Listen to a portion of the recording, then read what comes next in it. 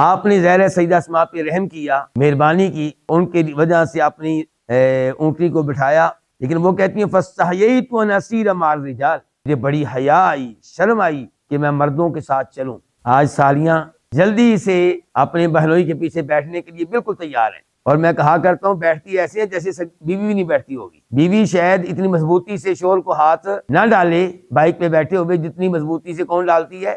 سالی صاحبہ۔ کہتی ہیں سیدہ اسماء وذکرت الزبیر وغیرتہ، مجھے زبیر شوہر یاد آ گئے، ان کی غیرت یاد آ گئی۔ کون یاد آ گئے؟ شوہر، اور ان کی غیرت یاد آ گئی۔ وکان اغیر الناس، اور میرے شوہر زبیر بڑی غیرت والے تھے۔ شوہر کی غیرت یاد آئی۔ سیدہ اسماء نہیں بیٹھی ہیں کس کے پیچھے؟